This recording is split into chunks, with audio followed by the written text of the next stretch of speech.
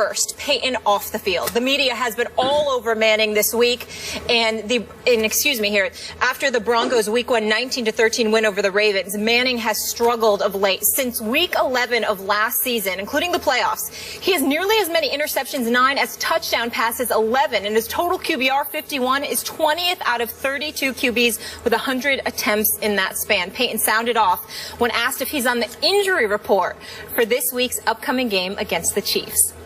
You know, my thoughts on the injury report. I think the media should have to do an injury report as well. I think all you guys have to. I'd like to create it myself, you know, and just, to think about. I'm going to put down what I think y'all's injuries are. I think we have to keep reminding ourselves around here that we did actually win the game, that we are 1-0. Thank goodness, because I can't imagine what it would have been like had we lost the game. You know, I'm sure offensively, I speak for a lot of guys, that we certainly want to play better, and feel like, that Thursday probably couldn't come soon enough to have another opportunity, and I think everybody wants to do their job better, but at the same time, we felt we did enough to help us win on Sunday. Stephen A., is this the beginning of the end for number 18? Well, listen, I think it's the beginning of the end, but it has nothing to do with his performance in Week 1. The Baltimore Ravens have a good defense. There's some question marks about them now that Suggs has gone down, which is something that we'll talk about a little bit later on in the show.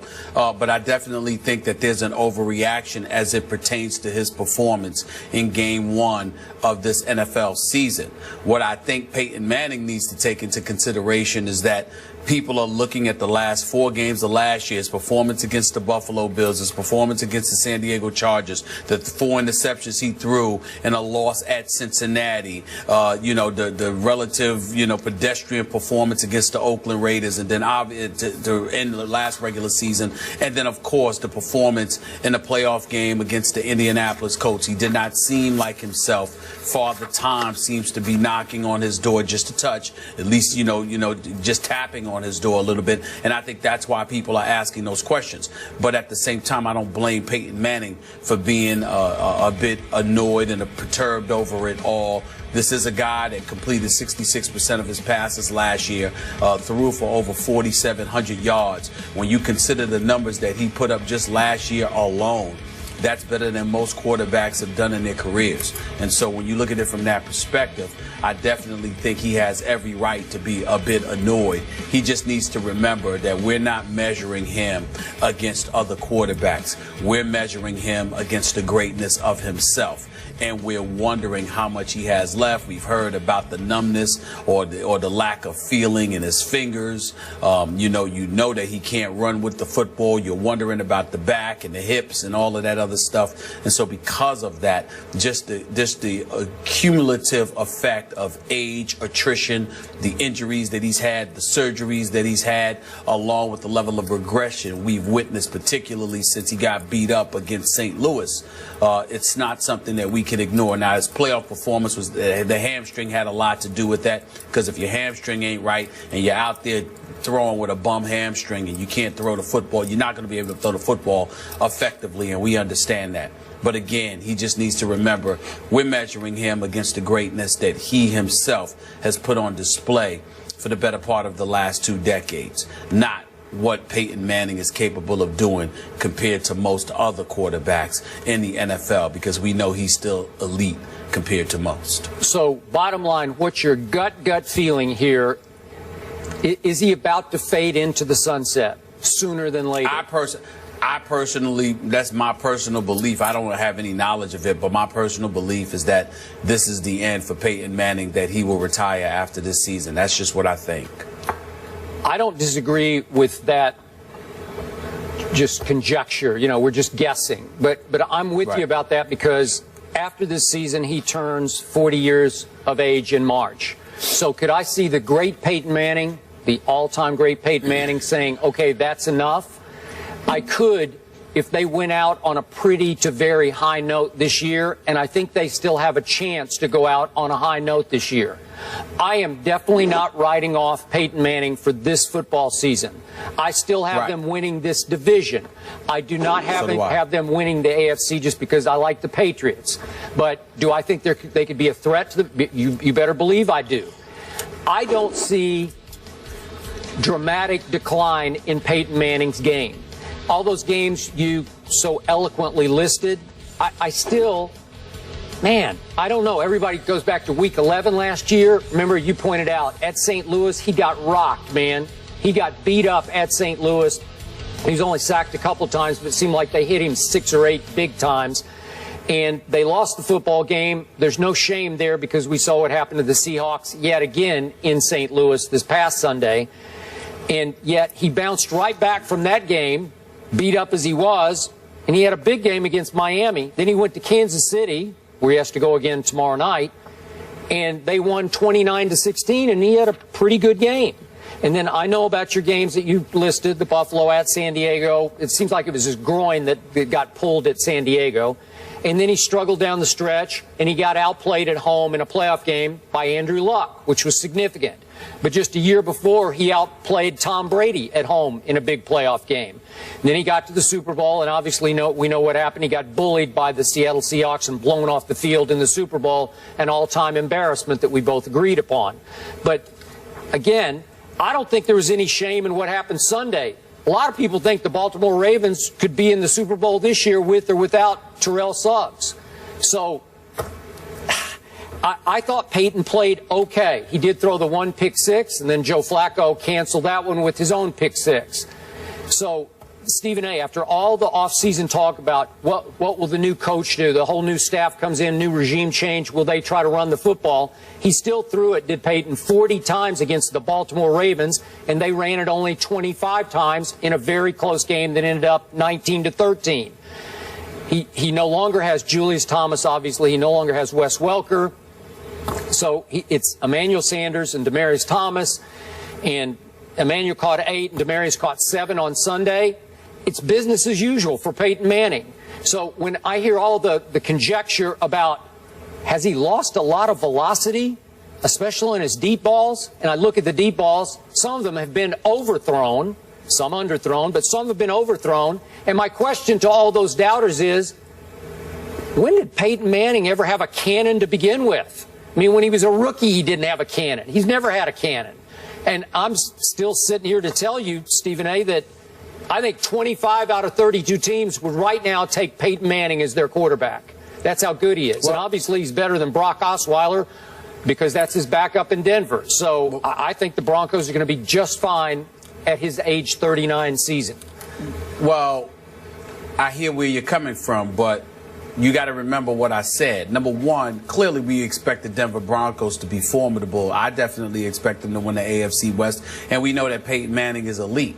But I keep saying we're not measuring him against other quarterbacks in the NFL because we know he'd be top 5. We're measuring him against himself. Not to mention the fact we're taking into account issues of attrition, getting beat up. What kind of year is he going to have here? Now, let's go back to those games last year. Yes, he did get beat up by St. Louis in Week 11. You pointed out how he showed up against the Miami Dolphins the very next game. Yep. Yeah, but they gave the ball to C.J. Anderson 27 times. He ran for 167 yards. The following game against Kansas City, he threw 4 touchdowns in that game against Miami, and we understand that. But it wasn't like he had a 300 or 400-yard game. C.J. Anderson was running all over the place, and then obviously Peyton Manning would finish the deal. The very next game against the Kansas City Chiefs, well, what happened? C.J. Anderson rushed the ball 32 times for 168 yards. So you're talking about a Peyton Manning squad with all the aforementioned individuals, the Wes Welkers, the Julius Thomases, the Demaryius Thomases, the Emmanuel Sanders of the world, etc. And you had a guy named C.J. Anderson, who was relatively unknown, rush the football 59 times in 2 games. That's not something that customarily happens with a Peyton Manning. The belief was it happened because he got beat up and hadn't fully recovered. I don't know when the hamstring injury ultimately kicked in, but once that kicked in, he was hampered a little bit as well. And a lot of people, talked about how that may have detrimentally affected or impacted his performance against the Indianapolis Colts in the postseason. So when we look at Peyton Manning and you sit there and you take those last 4 regular season games and then that playoff performance against Indianapolis, and then you couple that with what we've seen transpire in week 1 of this NFL season, then you take into account the 39 years of age approaching 40, the 4 back surgeries, the hamstring injury, the hit, and then skip this nugget that you did not bring up. How do we know he's happy with Gary Kubiak and John Elway? Remember, in the immediate aftermath of the loss, of the win against Baltimore this past Sunday, we heard Peyton Manning speak in ways that he hadn't spoken before about how they've got to get on the same page. I don't have the direct quote in front of me, but everybody was talking about how Peyton seemed very un-Peyton-like in terms of highlighting what a struggle it was for him. Because what we're witnessing is John Elway and Gary Kubiak, at least from the outside looking in, it appears as if they're trying to run more of the show instead of leaving that to Peyton Manning. And that's an adjustment for Peyton Manning. He didn't have to do that in Indianapolis with Tony Dungy. He didn't have to do that under John Fox in Denver. But suddenly Gary Kubiak comes there. That's John Elway's boy. And Gary Kubiak, with all due respect, who proved absolutely positively nothing as a head coach in Houston for the Texans those years. All those years he was coaching that team, they made the playoffs twice. That's it. But Gary Kubiak is running the show in Denver. And oh, by the way, he's trying to tell Peyton Manning what to do on the offensive side of the ball. All I'm saying is those things, if there's any truth to what's being purported, then you never know what kind of an impact that might have on Peyton Manning, because he may very well say the cumulative effect of all of that, I don't really need this, let me move on. Yeah, I hear what you're saying, but the numbers speak differently on Sunday. Again, he did throw it 40 times. They ran it only 25 times. So it wasn't like you took the ball completely out of Peyton's hands in a low-scoring, close defense and run the football kind of 19-13 game. So that's fair. I get it. I get that Kubiak might want more control. It's hard for us to know. That's where I'm going. You know, yeah, I get it. And Peyton can't freelance as much in Audible as much, not as much Omaha going on. I don't know about that, but it looked pretty much the same to me, even though Peyton did speak after the game. It's all new to him. Some of the cogs are new in the system. So I get that, but it still looked Peyton-esque enough to me that I'm not going to panic on his part, overreact. And I must say also, I love the fact that Peyton Manning was testy yesterday. He was a little chippy. We didn't get the Saturday Night Live Peyton. We didn't get the affable ambassador for the Broncos and the National Football League. We didn't get the Papa John's Peyton Manning yesterday. We got a guy who had a little chip on his shoulder. Well, good for him and good for them, because they need him to have a chip on his shoulder. They're going into hostile territory tomorrow night, Kansas City. This is a huge division game for them. Yeah, but 2 primary targets in Wes Welker and Julius Thomas are gone. And so when you look at Peyton Manning, and like you said, he came into the league and he didn't have the greatest arm in the world. When you take 2 mid-range targets, I'll use that word mid-range in terms of guys, whether it be, you know, in the middle of the field, short passes, etc. You take those weapons against him and you're forcing him to throw outside to the Emmanuel Sanders and Demaryius Thomases of the world. That could be a bit problematic for all we know. We simply don't know at this particular moment in time. But there is no denying the fact that what we've seen, or what we're seeing from Peyton Manning, we're not accustomed to seeing all the time. So, again, it may not be a drop-off. It may be a change in system. All I'm saying is the combination of all of it. When you're 39 years old, approaching 40, and you've gotten beat up in your career, even though he didn't get beat up that much because he doesn't really take too many licks, the reality is that you may decide, I don't need this anymore, no matter how much you love this game. And it's not like Peyton Manning is going to be without a future in football. We love 2-man teams on Monday Night Football and all that stuff. How much you want to make a bet? Peyton Manning will get any job he wants in the sport of professional football once he steps away from the playing field. I don't care what it is. If Peyton Manning wants to do it, somebody will make sure it happens. That's how much he means to the NFL. I'm just fine with Coach Gruden in my Monday night box. That's just me. So am I. Okay. So am I. So am I. All right.